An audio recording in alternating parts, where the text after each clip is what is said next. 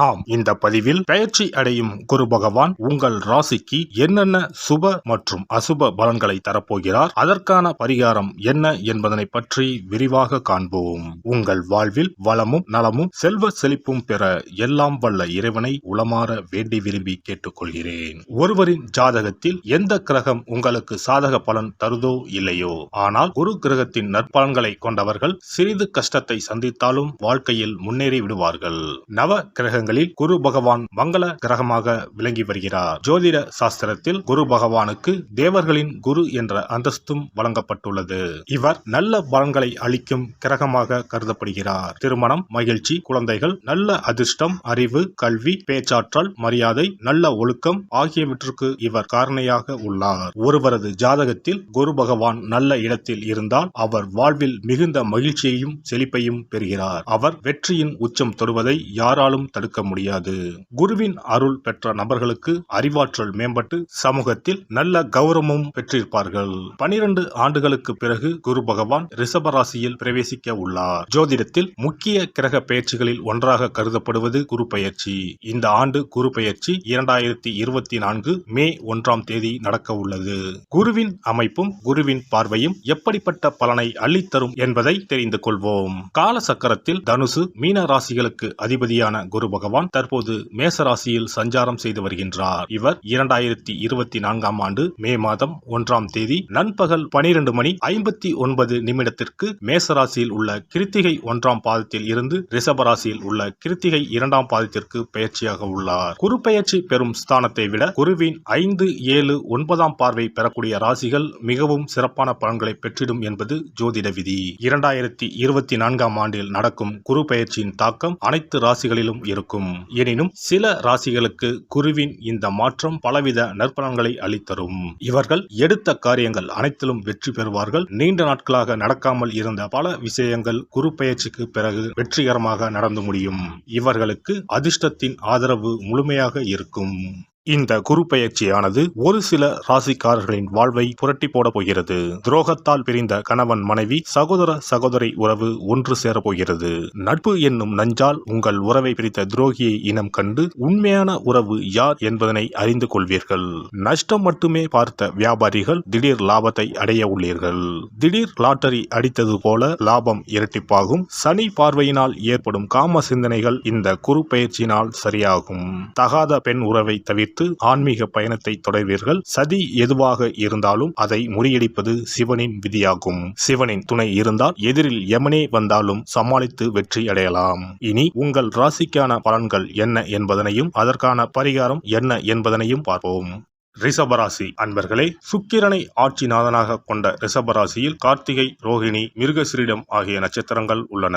விரயஸ்தானத்தில் பயணம் செய்யும் குரு பகவான் 2024ஆம் ஆண்டு மே மாதம் முதல் உங்கள் ராசியில் வந்து அமர்கிறார். ஜென்ம குரு வனத்தினிலே என்று சொல்வார்கள். குரு பகவான் இடமாற்றத்தை தரப்போகிறார். குரு பகவானின் பார்வை உங்கள் ராசிக்கு 5, 7, 9ஆம் இடங்களின் மீது விழுகிறது.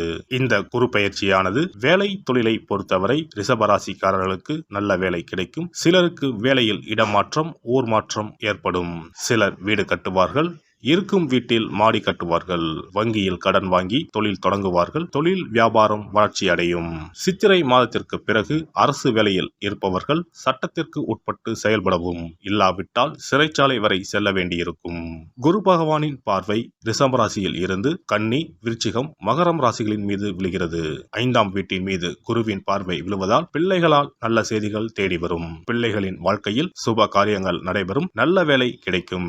குருவின் பார்வை உங்கள் ராசிக்கு 7ஆம் வீட்டில் மீது விழுவதால் கணவன் மனைவி இடையே ஒற்றுமை அதிகரிக்கும். தம்பதியிடையே இருந்த பிரச்சனைகள் நீங்கி நெருக்கம் கூடும். குரு பகவானின் பார்வை உங்கள் ராசிக்கு 9ஆம் வீடான பாக்கியஸ்தானத்தின் மீது விழுவதால் வருமானம் அதிகரிக்கும். அதிகார பதவி, அரசு பதவியில் இருப்பவர்களின் அறிமுக உதவியும் கிடைக்கும். தந்தை வழி பூர்வீக சொத்துக்கள் கிடைக்கும். கௌரவ பதவிகள் கிடைக்கும். பணம் பல வழிகளில் இருந்தும் வரும். வங்கி கடனை அடைப்பீர்கள். குரு பகவான் உங்கள் ராசியில் கார்த்திகை, ரோகிணி, மிருகசிரீடம் நட்சத்திரங்களில் பயணம் செய்யும் போது வருமானம் அதிகரிக்கும். செலவுகளை கட்டுப்படுத்தினால் மட்டுமே சேமிக்க முடியும். ரிஷபராசியில் பிறந்து ராகு திசை, குரு திசை நடப்பவர்களுக்கு வெளிநாடு செல்லும் யோகம் உண்டாகும்.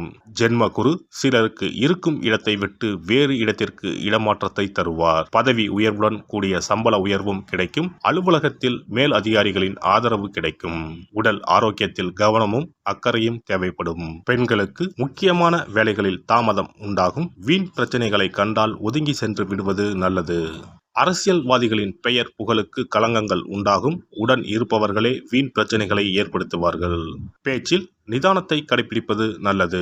எதிர்பாராத பயணங்களால் அனுகூலம் ஏற்பட்டு மன நிம்மதி உண்டாகும். அலைச்சல்கள் அதிகரிக்கும். கலைத்துறையினர் எதிர்பார்க்கும் வாய்ப்புகள் வந்து சேரும். தொழிலில் போட்டிகள் அதிகரித்து உங்களுக்கு கிடைக்கக்கூடிய வாய்ப்புகளை பிற கலைஞர்கள் தட்டி செல்வார்கள். புதிய வாய்ப்புகள் தடைப்படுவதால் தற்போது கிடைக்கும் வாய்ப்புகளை பயன்படுத்திக் கொண்டால் பொருளாதார நெருக்கடிகளை சமாளிக்கலாம். மாணவர்களுக்கு கல்வியில் முன்னேற்றம் காண கூடுதலாக உழைக்க வேண்டியிருக்கும். எதிர்பார்த்த உதவிகள் கிடைக்கும். கார்த்திகை 2, 3, 4ஆம் பாதங்கள். இந்த குரு பெயர்ச்சியால் சின்ன விஷயங்களுக்கு கூட உங்களுக்கு கோபம் வரலாம். எனவே கோபத்தை கட்டுப்படுத்துவதன் மூலம் காரியங்கள் சாதகமாக நடைபெறும். எதிர்பாராத பண தேவை உண்டாகும் எனினும் அதை சாமர்த்தியமாக சமாளிப்பீர்கள். ரோகிணி நட்சத்திரம். இந்த குரு பெயர்ச்சியால் எதிலும் இழுபறியான நிலை காணப்படும். அடுத்தவர்களால் தொல்லைகள் உண்டாகலாம். கவனம் தேவை.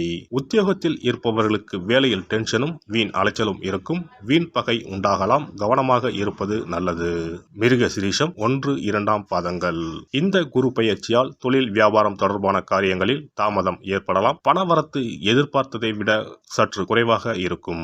கடன் விஷயங்களை தள்ளி போடுவது நல்லது. புதிய நபர்களுக்கு பொருட்களை சப்ளை செய்யும் போது கவனம் தேவை. ஸ்ரீரங்கம் ரங்கநாதரை வணங்குவதால் வாழ்க்கையில் சுபிட்சம் உண்டாகும்.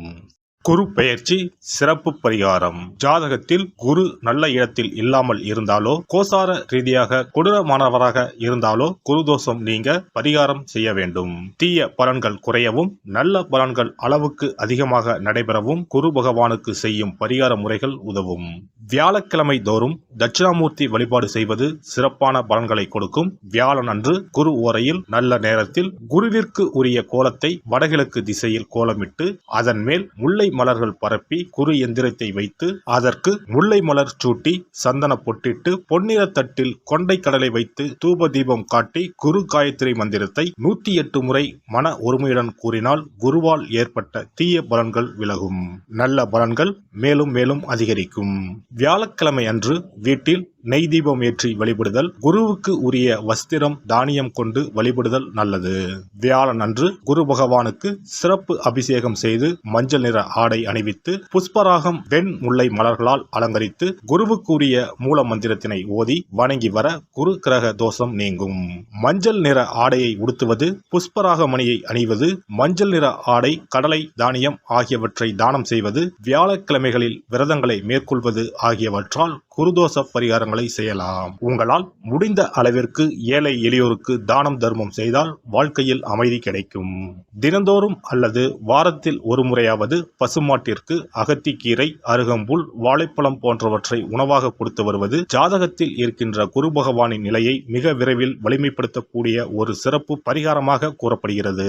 ஜாதகத்தில் குரு வலிமை இழந்திருக்கும் நிலையில் வியாழக்கிழமைகளில் அவருக்கு உரிய மஞ்சள் நிறத்தில் இருக்கும் லட்டுகளை வாங்கி தட்சிணாமூர்த்திக்கு நைவேத்தியம் செய்து கோவிலுக்கு வரும் பக்தர்களுக்கு வழங்குவதும் மங்களகரமான மஞ்சள் நிற பொருட்களை பிறருக்கு தானம் கொடுப்பதும் சிறந்த பரிகாரங்களாகும். குரு பகவானின் பரிபூர்ணமான அருள் கிடைக்க கோவில்களில் நடைபெறும் யாக பூஜைகளுக்கு தேவையான பொருட்களை வாங்கி தரலாம். ஒரு முறையாவது ஆலங்குடி சென்று குரு பகவானை வழிபாடு செய்து வாருங்கள். அல்லது தஞ்சாவூர் அருகே இருக்கக்கூடிய திட்டைக்கு சென்று ராஜகுருவாக இருக்கும் குரு பகவானை வணங்கினால் மலையளவு இருக்கக்கூடிய கஷ்டங்கள் கூட கடுகளவு குறையும். குலதெய்வ வழிபாடு நன்மை பயக்கும். முடிந்தால் மாதம் ஒரு முறை குலதெய்வ கோவிலுக்கு சென்று வழிபட்டு வருவது நல்லது.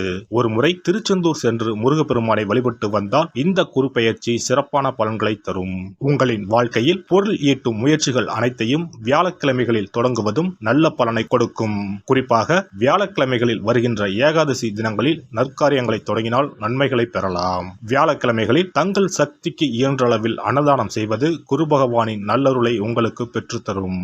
அன்னதானம் செய்வதன் காரணமாக உங்கள் ஜாதகத்தில் இருக்கின்ற குரு கிரக தோஷங்கள் நீங்கி குரு கிரகத்தை பலப்படுத்தி உங்கள் வாழ்க்கையில் நீங்கள் விரும்பிய பலன்கள் தங்க தடையில்லாமல் கிடைக்கச் செய்யும். எல்லாம் வல்ல இறையருளால் நீங்களும் உங்கள் அன்பு குடும்பமும் உடல் நலம், நீலாயுள், நிறை செல்வம், உயர் புகழ், மெய்ஞானம் ஓங்கி வாழ்க வளமுடன். இந்த வீடியோ பதிவு உங்களுக்கு பிடித்திருந்தால் லைக் பண்ணுங்க, கமெண்ட் பண்ணுங்க, ஷேர் பண்ணுங்க, மறக்காம சப்ஸ்கிரைப் பண்ணுங்க, பக்கத்துல இருக்கிற பெல் பட்டனை கிளிக் பண்ணுங்க. நன்றி, வணக்கம். ஓம் நமச்சிவாய, சிவாய நம.